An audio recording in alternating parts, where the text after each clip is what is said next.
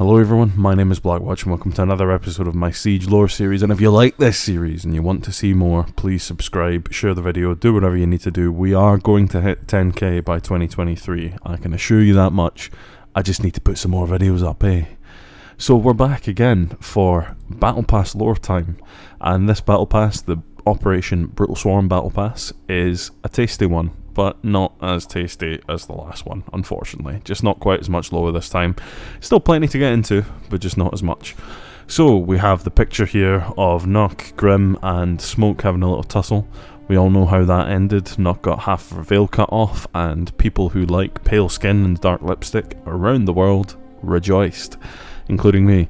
Nothing personal, we're on alert. We can reinforce our perimeter and increase our security, but we can't turn back time. The security breach exposed Nighthaven's vulnerabilities, but it also revealed our enemy. Even a well-planned infiltration leaves a trail, and they left a trail of blood, one I can follow. They're already wounded. Strike right and you'll take the fight out of them. I'll find who, I'll find why, and I won't stop until the job is done. If you make yourself an obstacle, I have no problem removing you. Now this is Grim talking, as far as I can tell. Obviously he's pretty keen to deal with the people that decided to give him a wound in the leg. And I think, as far as we have been exposed to information, that's horrendous phrasing, but anyway, I don't think they actually do know who came in and stole the stuff. But we'll find out soon enough if they do. It's one of those hanging points that is going to be resolved, presumably in the next thing, maybe in the comic. We'll find out soon enough. But anyway, Grim saying some nasty things, doing some nasty things, being a nasty man. So the first one, Carapace casing. This is a headgear for Grim, and it's a quote from Grim. Hunting is an exercise in patience. Don't know if you can hear that, but that is some Doss House lads at the back having a nice time at the club on a Monday night. Nice one. Hunting is an exercise in patience. Sometimes you need to stay back on the trail and observe. Sometimes you blink and it's over. Either way, you want to keep the sun out of your eyes.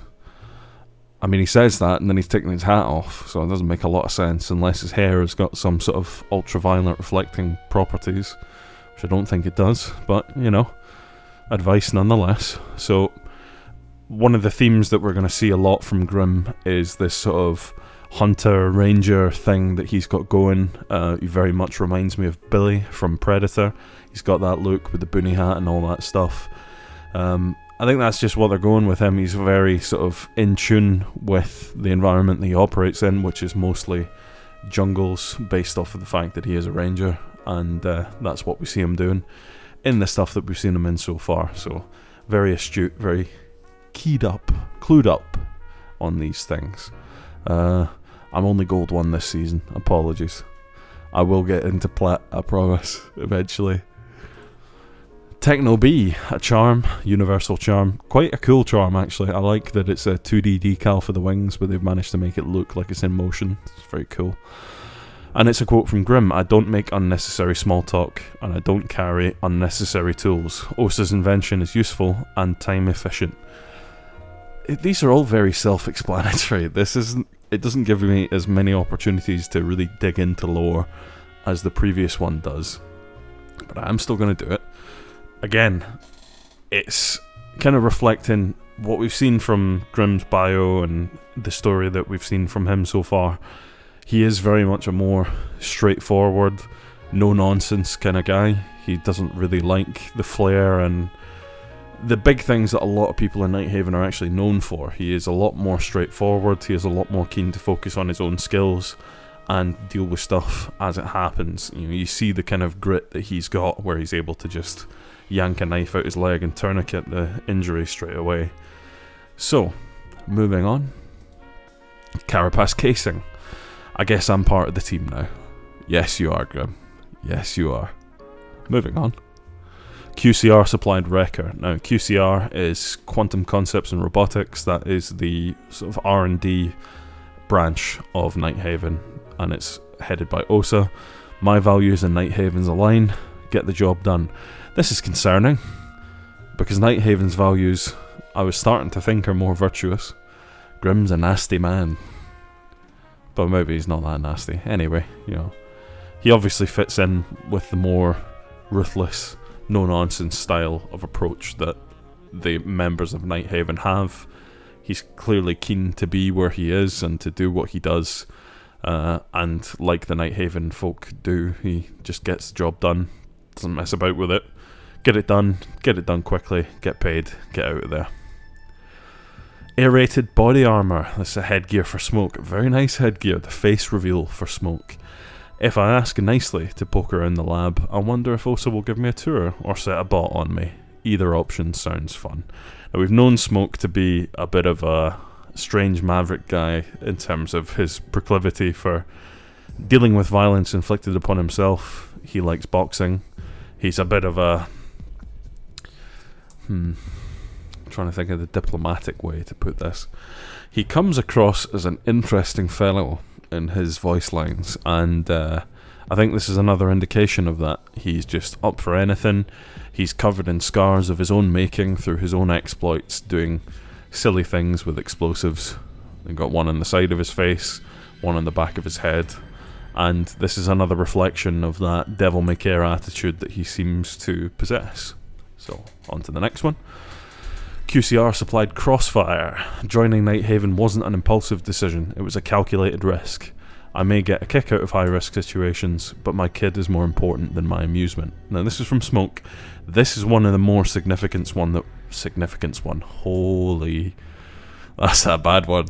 One of the more significant ones that we're going to see in this video. I saw this leading up to actually sitting down and looking at these pictures.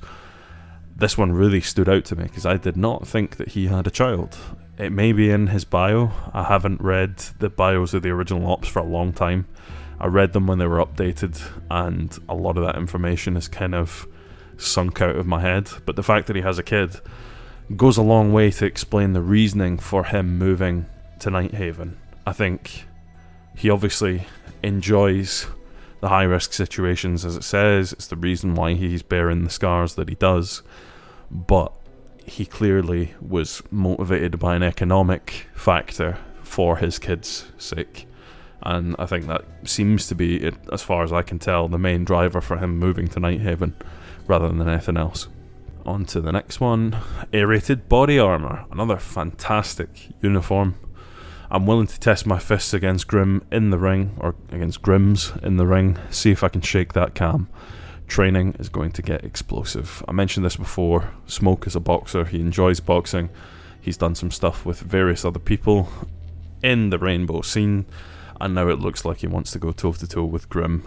It's reflecting again his attitude, his interest in boxing, but also the fact that Grim seems to be this sort of very stoic, very no-nonsense guy. You see a lot of this in the Siege writing, where I feel like the personalities of the characters are quite well established and well reinforced, because you see the characters reflecting upon each other's interests and ways of carrying themselves.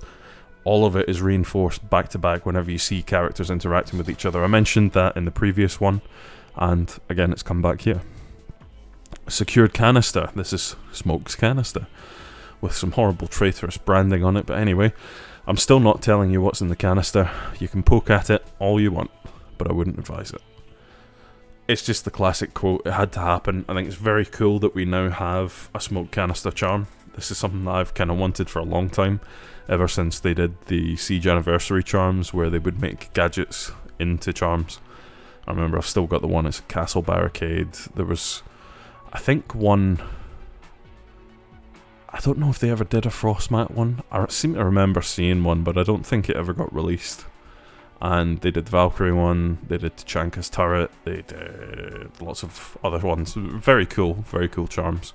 Did it for a couple of years and then stopped, so it's nice to see another one come through the woodwork, even if it's not the original skin. Compact Intruder. Now we're switching over to Rainbow here, in the form of Secret Squad that we don't know the name of, that has a spider in it. Compact Intruder. Did I say Compact Intruder already? I'm losing it, man. I swear to God. Sometimes change is necessary. It's important that I use my skills for the right people and the right reasons, otherwise things get messy. Nook reflecting here on her morality, and in particular the fact that motivations and the people that you're working for and the reason you're working for them can cause issues. I think this is kind of a bit of a jab at Nighthaven in some ways, but it could be hinting at something more intrinsic. But the fact that she was there on the front line, I think there is definitely a base loyalty to Rainbow that's not going to be shaken. I think this is more of a jab at Nighthaven and the people that left to work for them. Keyring drive, this is the drive that Nook managed to secure, well, not secure, but used to transfer the data, the QCR logs, onto this particular piece of hardware. Dig deep enough and you're bound to come across unpleasant truths. Again, kind of self-explanatory thing. This is hinting towards the information that we will eventually see revealed about the QCR manifests, where they're going, who they're going to, who authorized them. There's definitely more to come, but this is a very surface level tease. It's not really giving us much to work with here. Unknown guest. This is a pretty cool uniform, I'm not gonna lie. There's one thing that disappoints me about the uniform, and that's the fact that the veil is actually attached to the uniform itself. The only reason I don't like that is because it really limits you to using only the veil that comes with that set.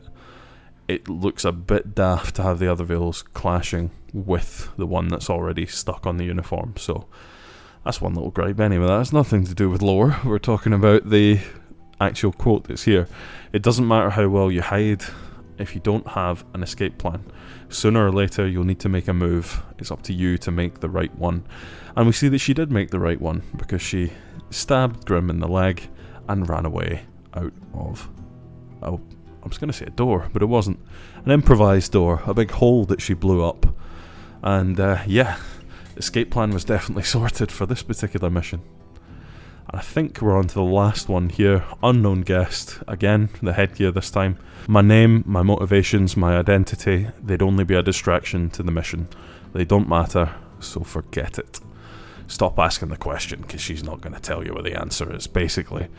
We know that she has some sort of high-value identity, in that no one knows who she is within Rainbow, other than Harry. And this information is guarded very closely. It's not revealed to the other operators. It's not been revealed to us in any way. There's been lots of theories. Some people saying that she could be Sam Fisher's daughter. I guarantee you that's not the case, because Sam Fisher has a daughter, and he is the most scary dad you could ever meet, in a good way. So that's definitely not the case. But yeah, it's just hinting back to that previous bit of information that we know about her. The fact that she's got some sort of identity that is one that would cause issues not only to her father and his family, if people were to find out that presumably he has an illegitimate daughter in Nook, but also, you know, who he is, who she is to him. I think the implication is that there's some sort of royalty link, and we'll see if that ever gets touched on in the future. I don't think it will, but we'll see. You never know. So, nice short and sweet video for you. Not quite the bloated 30-minute extravaganza of the other one. Apologies that I've not really gone into any massive depth. I think a lot of it's really just down to the nature of this battle pass. Sometimes they'll have the little secrets that we can dig into, sometimes they don't, but I still think it's worth covering, still think it's worth highlighting the work.